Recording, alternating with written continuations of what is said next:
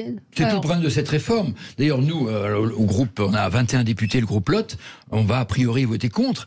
Nous, on souhaitait qu'on garde l'âge du départ à la retraite à 62 ans. Pourquoi l'augmenter et pourquoi exciter les Français? Et on travaille sur le nombre d'annuités en accélérant la réforme Touraine. Et surtout dans ce projet aujourd'hui, qu'on n'a toujours pas, il manque des questions et des réponses à la pénibilité, au travail des seniors, aux femmes. Enfin, il y a quand même plein de sujets aujourd'hui qui sont absents. De toute façon, sur cette réforme, reste persuadé qu'il ne fallait pas les faire. Il fallait pas la faire maintenant. On pouvait la faire dans 6 mois. Non, on peut pas la faire dans 6 mois parce que vous avez les sénatoriales, parce que vous allez avoir les Jeux Olympiques. Après, il devait la faire dans les 6 mois de son élection, puisqu'on sait très bien qu'une réforme. Est-ce que ça aurait changé quelque chose? C'est pour ça qu'il a fait. On serait peut-être sorti un peu des problèmes de l'inflation. On serait peut-être sorti un peu. Moi, je trouve que c'est pas une question de calendrier, étant donné la. N'oublions pas quand même, le fondamental, c'est qu'après ces manifestations, il y a un débat parlementaire. Et ça, quand même, ne l'oublions pas, on n'a pas le texte, et il y aura le débat parlementaire. Et pour une fois que l'Assemblée peut jouer son rôle. Et là, avec une inquiétude très grande, puisque vous savez 49.3 49.3 ou 47.1. Attention, ne pas oublier le 47.1. C'est quoi le 47.1? 47.1, c'est après 20 jours.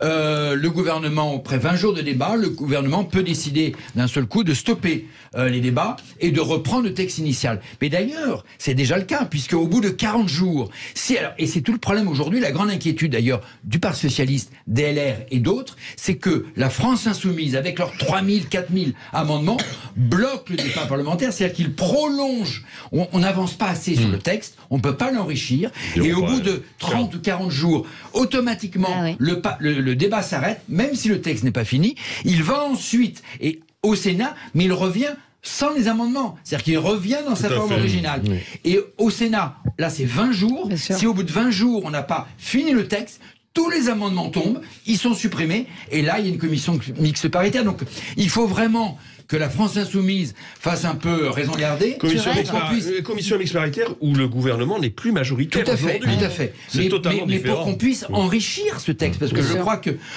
les socialistes, certains écolos et les LR et nous, le groupe, on a envie d'enrichir ce texte. Mais j'espère que, à cause de la France Insoumise, on pourra enrichir ce texte.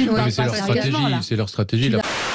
Arrive au même moment. Et puis cette année, ce qui rend difficile à mon avis la gestion tous les syndicats se retrouvent, c'est pas vu depuis des années 10 ans, depuis 10 ans, mais avec toujours cette impression de fausses négociations, puisque quand ils arrivaient à Matignon pour négocier avec Elisabeth Borne, ils ressortaient en disant elle nous a pas écoutés, de toute façon on n'avancera rien, même sur des petits. C'est-à-dire qu'on a un gouvernement qui ne donne même pas un petit pas sur certaines mesures. Même le ministre de l'Éducation, il aurait pu se rendre dans des écoles justement où sont fermées. Non, mais pas toutes, et voir justement les classes qui accueillent quand même les élèves. Mais surtout, vous imaginez, il y a un événement dramatique pendant les manifestations. Gérald Darmanin est obligé de revenir en hélicoptère. Vous imaginez les images du ministre en train de revenir en urgence pour régler le crise des gilets jaunes ou des black box. C'est le ministre de l'Intérieur en hélicoptère. C'est une sorte de mépris. Je trouve ça très grave. C'est symptomatique d'un comportement d'ancien régime avant la Révolution. C'est une sorte de mépris, d'indifférence. Vous manifestez, on n'en a rien à faire, et on en parlait à l'instant en antenne. C'est comme Aurore Berger, la porte-parole, enfin la présidente du groupe Renaissance à l'Assemblée, qui dit à un moment sur les radios, cette réforme, elle passera quoi qu'il arrive. Mais enfin, c'est une sorte de mépris, de négligence. Pour moi, c'est très très grave. Elle passera de... C'est-à-dire, en fait, c'est le gauchisme qui l'emporte à gauche aujourd'hui. Je peux jouer à l'homme de gauche 30 secondes. Non, mais Georges Marchais n'était pas gauchiste. Laisse-moi endosser le rôle.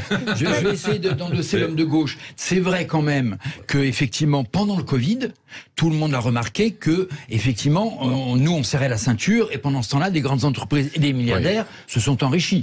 C'est aussi pour ça. Bon, il y a aussi encore les paradis fiscaux. Georges Marchais disait, on n'arrive toujours pas à supprimer les paradis fiscaux. À ce moment-là, est-ce que tu veux bien verser une larme sur ce pauvre Elon Musk qui a perdu la moitié de sa fortune? Je peux verser. On va je joue à l'homme de gauche 5 minutes.